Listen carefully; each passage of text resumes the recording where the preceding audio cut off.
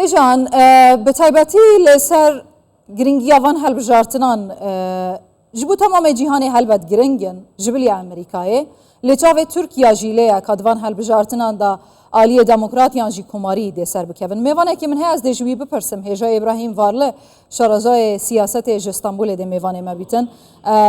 Bi taybetî ez dixwazim destpêkê ji wê pirsê dest pê bikem. Bizanîn siyaseta derveya Tirkiye çi qas bi siyaseta derveya Amerîka ve girêda ye e divan helbijartinan da eger komarî yan demokrat de çi guhertinê çêke? Sizin sesinizi kesik kesik alıyorum. Tam soruyu duyamadım. Min pirs baş wer negirt. Yok değil mi? Başa. Siyaseta derveya Tirkiye çi qas bi siyaseta Amerîka ra digunce? Eger vê carê demokrat bin dîsa yan jî komarî werin. Dê çi karîgerî bandor û guhertinê li ser peywendiyên di navbera Amerîka û Tirkiye çêket? Ya soruyu şöyle tam anlayamadım ama şöyle cevaplayayım. Ez dikarim wiha bêjim. Bu sadece bir Amerikan seçimi Ev değil. ne tenê hilbijartineke Amerîkayê hemû bandor li hemû dinyayê dike û bandor li Tirkiye jî dike. Taybet bandor li siyaseta Tirkiye ya bo Suriye, bo Iraqê, bo İranê, bo Kafkasya de bandoreke mezin li wê dike ji ber ku Amerîka hêzeke zilhêzeke yekem ya cîhanê ye kî were serê vê welatî dê bandoreke bandora xwe li siyaseta derveya Tirkiye jî bike ew serokek were dê siyaseteke wê hebe û di çarçeve wê siyasetê de dê peywendiyên xwe durust bike. Hêja İbrahîm, boçî desthelata Tirkiye bi taybetî AK Partî dixwazin Donald Trump bibîte serok ji ber çi?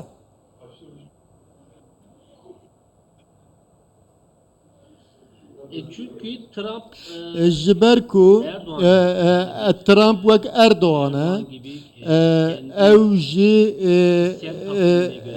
gor planên xwe yên kesayetî û guh li pîvanan nagire biryaran nagire ji ber vê tê çaverêkirin peywendiyên Erdoğan û Trump baş bin. Rêveberiya Biden her çend wek rêveberiya Amerîka be jî dema li ser kar bû.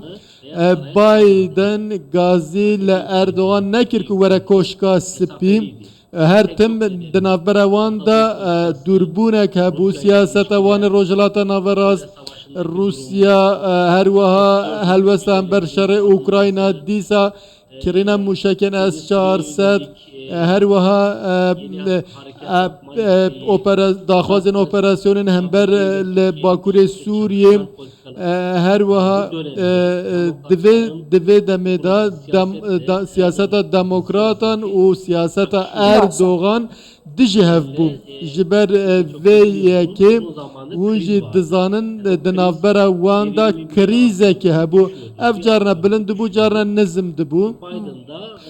Biden jî di wê demê de di heyema 4 salan da pêşwaziya Erdoğan nekir. Başa. Tenê di civînên NATO'yê da tenê destê Erdoğan kir û nahatin bahev. Siyaseta Tirkiye der heqê Rusya û Amerîka lastikî car vî alî car aliyê din xwe nêzik dike. Bi sarbûna peywendiyên Tirkiya û Rusya van demên dimahiyê heta radeyekî Amerîka singê xwe bû Tirkiya venekir. Bi taybetî eger hato Donald Trump bihête ser desthilatê mumkin e peywendiyên Amerîka û Tirkiya baş bin bi taybetî ew abloqeya li ser pîşesaziya çekan lê Tirkiye ji aliyê Amerîka?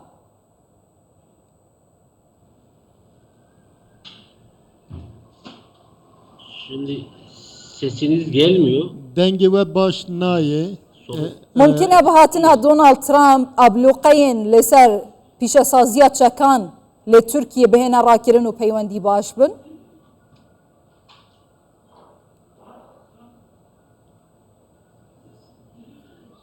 Sesiniz gelmiyor ama ben yanıtlayayım isterseniz. Ez dîsa bêjim min hinek fêm kir deng baş nebêjim روسیا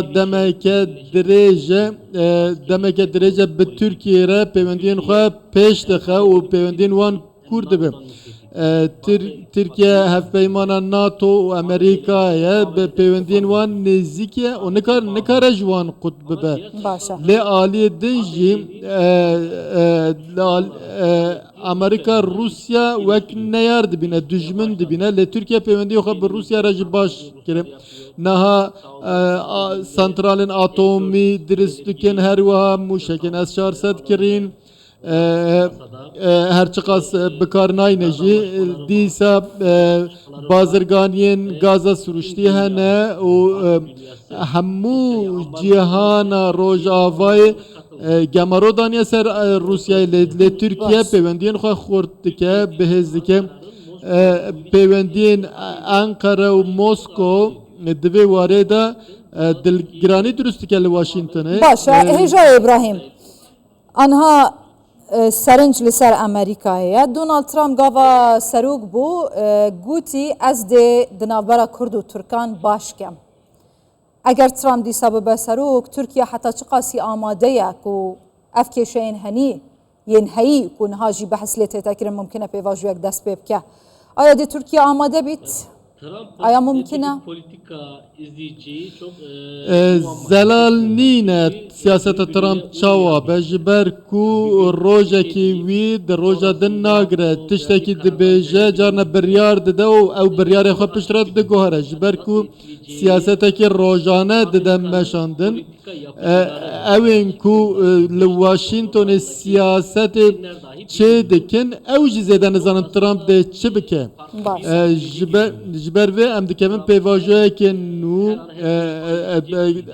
هر تشت جه ترامپ ته چاوره کرن جبر وی لهمو جهان جن هاترسه که اگر باوریه که جدی لهم بر ترامپ نینه جبر کو بسر خود تفدگره و ترکیه دخوازه امریکا جو وقت دلی خو بره و ببه جبر وی یکی او پیوندی چاو پیش بکن کس نزانه باشە که باشە دکاره هێژا ئیبراهیم لهبینه یا نکاره جنابê hewajî dizanît yanî di serdema Joe Biden da demokratan çendîn bereyên nû yên şer li cîhanê vebûn em behsê xwe bikin ke Kurd di serdema Donald Trump çendîn operasyonên zemînî û esmanî ji aliyê Tirkiye ve bû ser Rojavayê Kurdistanê hatine encamdan nûkê jî Tirkiye li ser sinûra amade ye çavereyê ûkeyekê Amerîkayê bu encamdana operasyoneke diya zemînî li Rojavayê Kurdistanê anlamıyorum ama bi serkeftina Trump mumkin e şöyle anladım.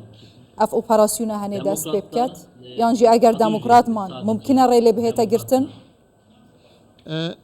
Onu söylemekte fayda var. Demokratların iş başında olduğu دموکرات بناوی خو دموکراتن ام دزانن دمن واندا شرین جدی لجهان رودان و اوکراینا تایبت شر روسیا اوکراینا هر وهل لروجلات ناوراس جی شرکی جدی درکد دما دا صلات دموکراتان دا جبو جهان جبو آسیا دور جبو اوکراینان روجلات ناوین تشتکی باش درست نبو لی ترامپ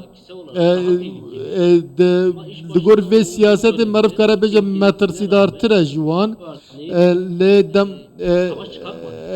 لی دماوی دا دیسا شر در نکتن سیاسته کی جدا دا مشاندن زیده تر برجوندین امریکایی دان پیش و خواهج جهان هنک وکشاند هنک ریکفتن بطال کرن نه هر کس دبیجه دموکرات بایدن یانجه هاریس دوان 4 سالین داوید عمله دنرن لچار آلی جهان شرحنه امریکا ev desılatiya herkes de bece çe guartene ki ciddi de çe nebe li merv em karim bejin ku dagirkeri li cihane berdavam dibe. باشه هێژایê İbrahیم Varlê şarazayê siyasetê ji İstanbulê gelek spas bixêr hatî